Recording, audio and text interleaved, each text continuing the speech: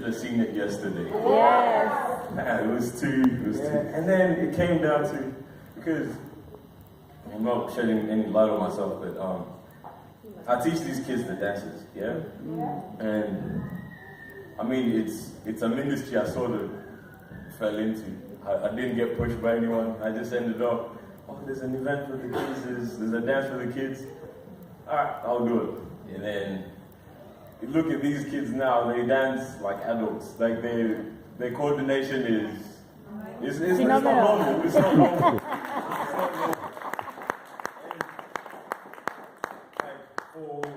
For kids like me, I'll call them Wezo kids. I'll call them Wezo kids because all of them minister here in the Wezo. If you like pay attention to, and if you're not like clapping and turning up or whatever, when you pay attention to these kids when they dance up top, they enjoy it. They love it. Yeah, you man. can see the heart in what they're doing. And for me, I won't cry, but it's usually like, it touches my heart so much because that's what you want these kids to do, you know? Like for them to come to church and feel like that's what they want to do. That's what they need to do. That's what God has called them to do. And I put these kids, I'm waiting until I'm like probably 30 years old and I'll give her like probably one of these kids in like a graduation or something. I'll go up there and say, I told these kids when they were so small. I'll raise them up. Yeah, mark my words, I'll do it. Yeah, but these kids are amazing. And yesterday, Daniel Bates, if any of you remember Mark Bates, I think his eldest son, his eldest son, he was preaching, and they came to an altar call. People getting prayed for their allergies, they were just presenting themselves to God.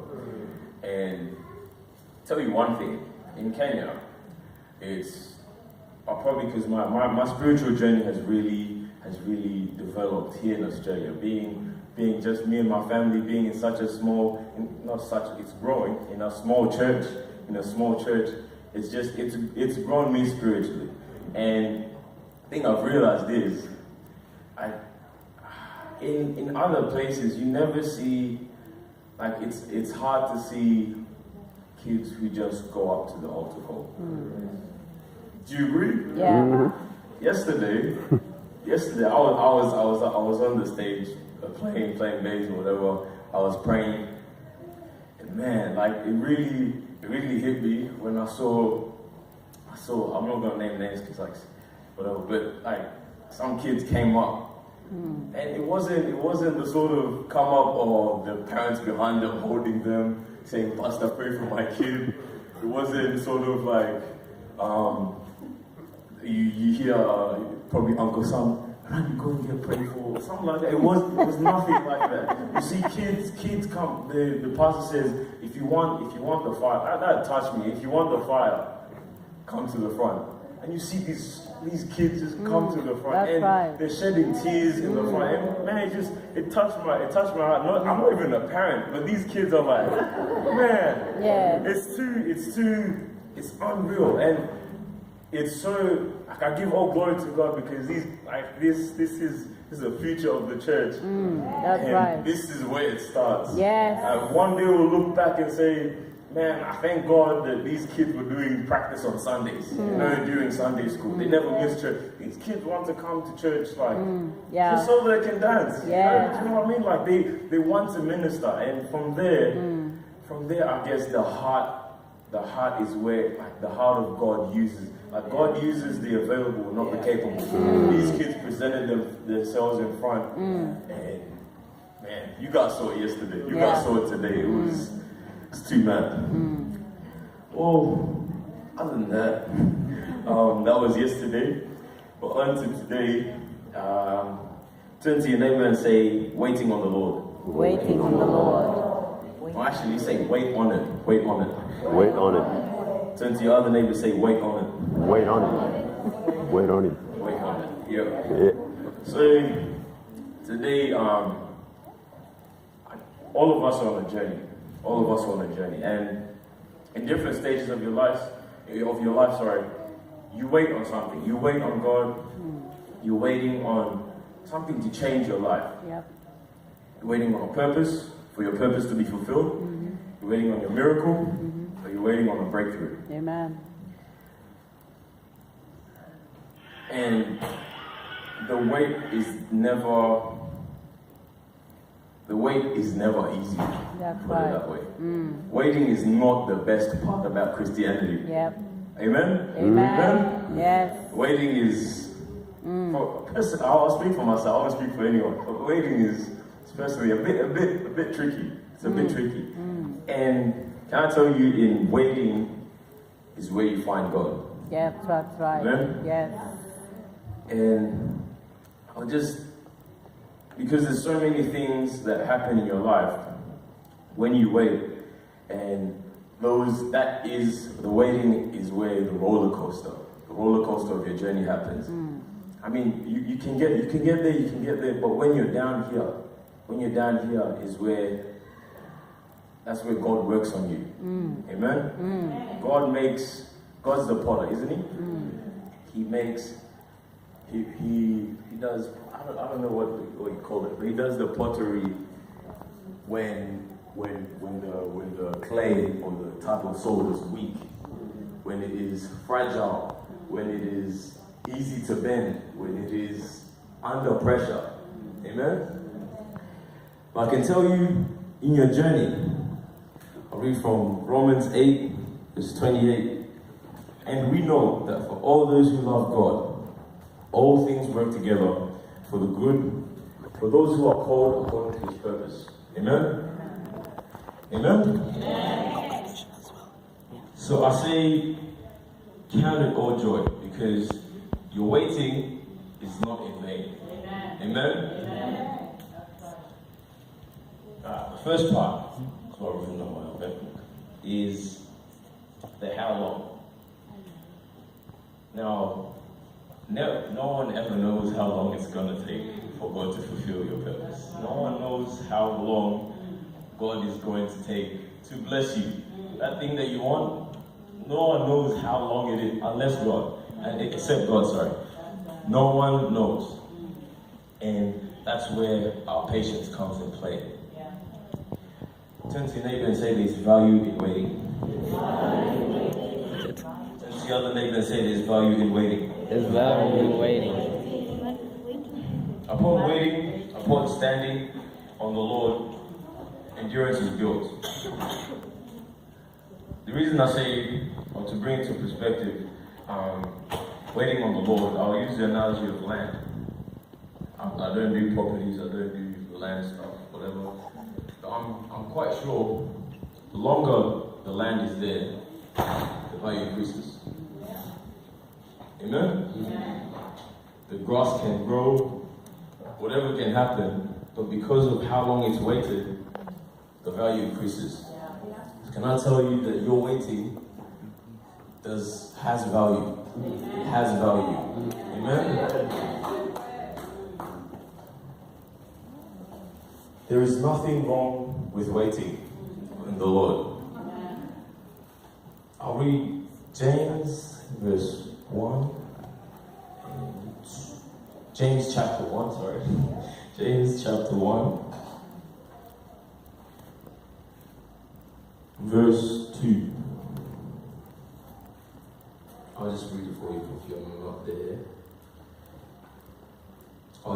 Verse 2 to 4 says, "Count it all joy, my brothers, when you meet trials of various kinds. For you know that the testing of your faith produces steadfastness." Everybody say steadfastness. "And let steadfastness have its full effect, that you may be perfect and complete, lacking nothing." Amen? But in the New King James Version it says, "My brethren, count it all joy when you fall into various trials, knowing that the testing of your faith produces patience. But let that patience have perfect work, that you may be perfect and complete, lacking nothing." Just know that you're lacking nothing after you're patient. it's not that God said this. God, I want it now.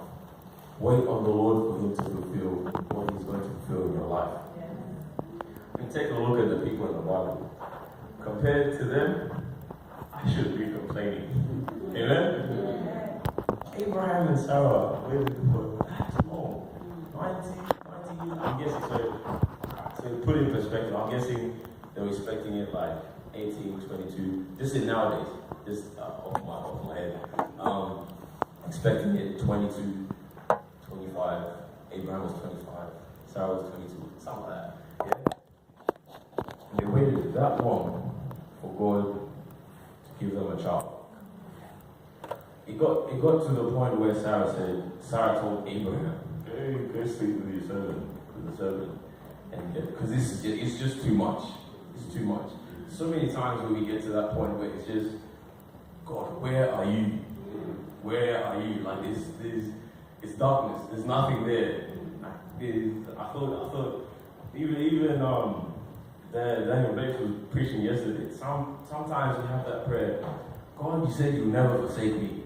Nor will you leave me. Why have you left me? Yeah? We get to that point. Amen? Yeah. 100%. And it's so many times that we question where God is. For example, another example, the sick woman who touched the garment of Jesus. I haven't had a cold this winter. Thank God. Amen? But there's times where I've gone, the cold where your nose gets blocked, you have pressure in your head, your whole body shuts down. Worst type of colds. You get fevers, you can't sleep, all them things there, yeah? And you start realizing, man, I just wish I was healthy. Like you never think about it until you get that sick. Yeah. Man, I imagine how it is to breathe without a blockness. You get those questions there, yeah? And so this woman's waited for 12 years. I'm sure she went to doctor. She have gone to church. Gone to Bible study. You've been prayer over prayer. There's so many things you've tried, it just hasn't happened yet. I can tell you, when you touch the garment of Jesus, it's about that weight. Imagine if that lady gave up. Jesus is walking. There's a lot of people around. She's an old lady as well. She's not like an energetic youth. Old lady as well. She pushes two people to touch the garment of Jesus. It takes you to get through those type of hurdles. To touch the garment of Jesus, and everything will be healed. So I can tell you that your patience is not in vain. Amen? Can I tell you another example is Jesus, prophecy of Jesus. In Bible study, we worked out, it's about 100 years ago, it was prophesied, generations past. Where is this person that's going to save our lives? You can see, in my world, waiting for like a few months, that's a long journey. It's a madness, yeah? But these guys waited. Their grandfathers went, great-grandfathers, generation after generation. Where is this Savior? Who is going to bring this salvation? And Jesus came. It's like wait for God to do His work. You have to wait for God to do His work. You have to wait for God to do it His way. Sometimes we want it like that bad, we start doing it ourselves. Just like Sarah. God, you're not giving me a kid. I'll work it out. I'll go get my servant, Abraham, boom, I get a child. But it's that wait for God to do it His way. And God bless Abraham, Isaac. Isaac's pretty powerful in the Bible. I don't pay attention because Isaac's my brother, but he's a powerful character. And when God blessed, God had So let me tell you that God has your journey set out. Don't ever doubt that God has your life planned. He has written it and it will happen. Amen? Amen. He has written it and it will happen. Amen. Tell your neighbor, He has written it and it will happen. Amen? Amen. So in this waiting, wait, we'll call it. If you have a notebook, you can write the wait. It's dark, it's lonely, it's scary, it's easy to be condemned, easy to be swayed, easy to be torn down. Amen? And during this week, it depends on whether you started the week on Sunday. Last week, last week I was trying to seek the Lord, see what He's put in my heart to share to you guys. And you get all these, you get inspirations, you get so many. Oh, this would be nice for people to hear. And when I say this, people go amen. Stuff like that. You start jotting down these one-liners, your punchlines of preaching.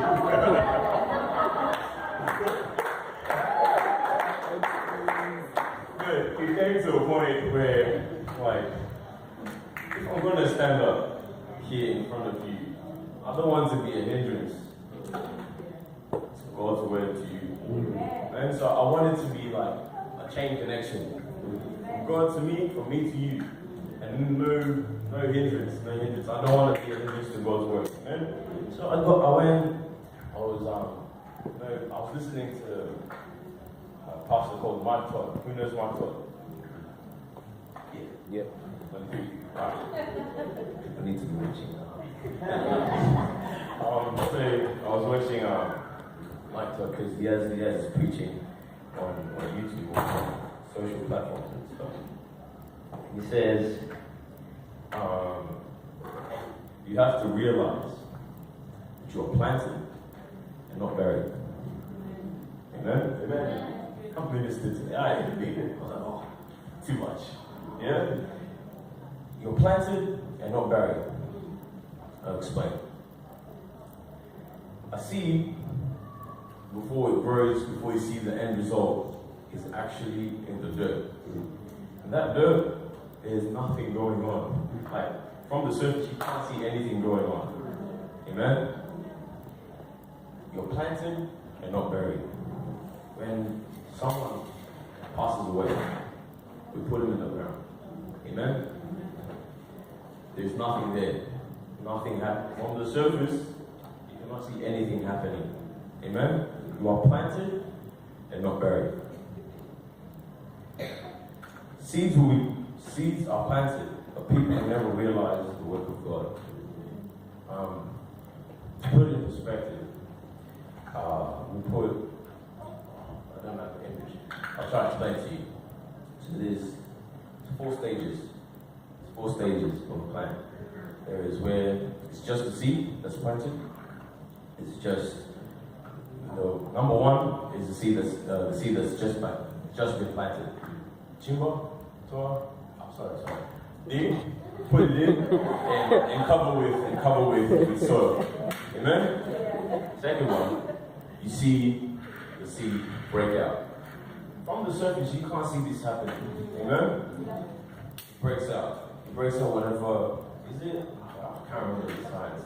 But the coating around it, the skin, I'll call it the skin. Yeah, I'll call it the skin. The skin of the seed breaks. What is inside starts to come out. Amen? Some of us have farm, I guess. Yeah? Yeah, so it breaks out, opens. On the second one is still, it breaks out, and you start to see the sprouting of the root into the soil. Not above, into the soil. So you're planted, but not buried.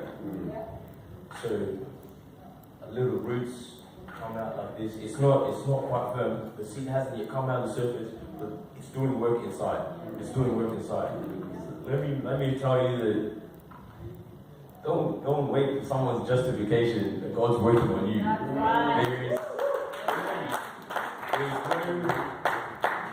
one should be able to tell you otherwise. God is working on you. He's not working on the person who's telling you that God isn't working on you. People can't see what God is doing in you. So encourage yourself. Whenever you get the blow to your face, you get a kick to your stomach, God's working on me. He's molding me to become what I want to be. Back to the analogy. So there's one, the seed, two, the seed's out and it's starting to sprout roots into the ground. Third, the roots, they're established but not quite firm. They're established but not quite firm. And you can see a little sprout out of the ground. You know when you plant I guess with the plants I've seen, it's never when you plant a seed, it's never the fruit that comes first. It's always just like 2 leaves like this, and you're thinking, are my parents planting grass or you know what I mean? It's that sort of thing where it's just a little, but it's established. Amen? So you never know what it is. People look at stage 3, people look at stage 3 and think, you're not doing that much, yeah? You're not doing that much, so calm down. You just have your 2 leaves, so calm down. Don't do too much because you're only like this. You're only like this, you're not doing your bit, yeah? So you're like, that's stage 3. And stage 4 is where the flower blossoms. Amen? But in this flower blossoming, the roots are deep. You are deeply rooted. So if you can get it in your mind that from stage 1, no one will see your fruit until God does it.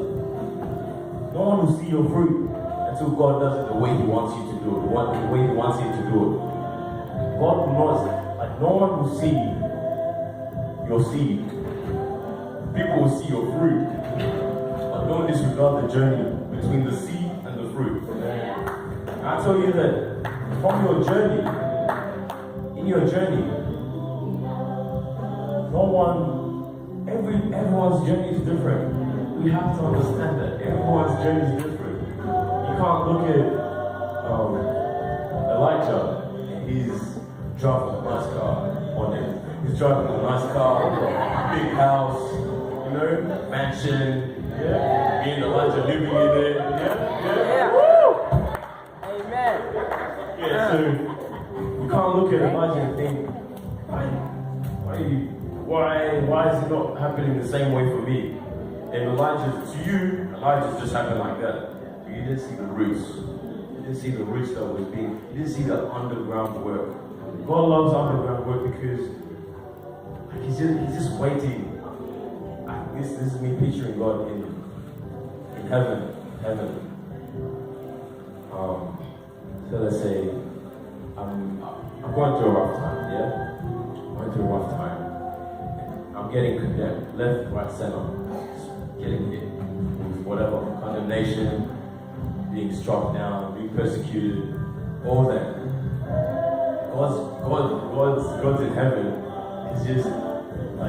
He's just telling his angels, like his friends, watch what happens to Josh. Just watch, just wait. Just watch what happens to Josh. There's so much more that's gonna happen. Just calm down. Just wait. There's so much more that's gonna come out of you. And from that bit, when you look at it like that, you realize that your journey is with God and yourself, and it's not with the people around you. As hard as it may seem, my journey isn't with Dad. My journey isn't with Mom. My journey isn't with my brothers. My journey isn't with anyone here. It's with God and me. And that what you have to realize that God has predestined you for a certain path. And when you realize that path is yours, you will walk along it. You will walk along it. And when you walk along it, in that journey you see God deeply rooting you, deeply establishing you. You break out certain things because you're in the ground. And there's not, you think that there's nothing happening, but there's something happening in there, underground, where God is working on you. And then once you come to your fruit, then it's done. It's done. That's God. That's how God works. He waits for you to wait on Him. He waits for you to wait on Him. Amen? And so it's a bit burdening when you come to conclusions based on what other people say about you. And funny enough, linked to we were talking. I think it was earlier in the week. Dad was sharing, or he was just sharing with us what he ministered to, and it was like people like looking for justification or condemnation defines them sometimes.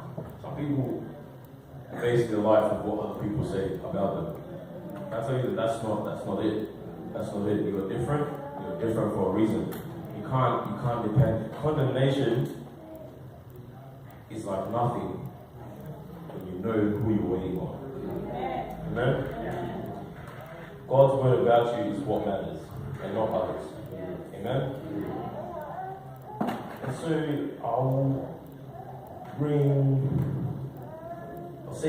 read one verse. It's Matthew 5:10. Matthew 5:10 is the Beatitudes. I'd like you to repeat after me. Blessed are those who are persecuted for righteousness. Who are persecuted for righteousness. For theirs is the kingdom of heaven. For theirs is the kingdom of heaven. Let's read that again. Blessed are those who are persecuted for righteousness' sake. Who are persecuted for righteousness' sake. For theirs is the kingdom of heaven. For theirs is the kingdom of heaven. Condemnation is nothing when you know where you belong. Condemnation will deflect off you and you realize what your set path is. And verse 12, it even says, rejoice and be glad, for your word is great in heaven. For so they persecuted prophets who were before you. Be encouraged that this happened. It's happened and people were killed for it. Martyrs went forth and they were asked, it's either you, it's either God, or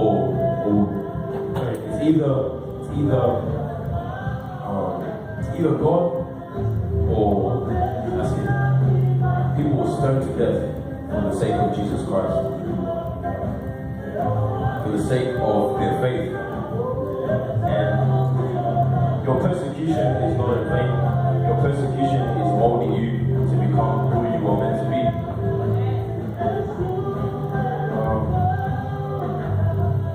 Read Romans 8 verse 34.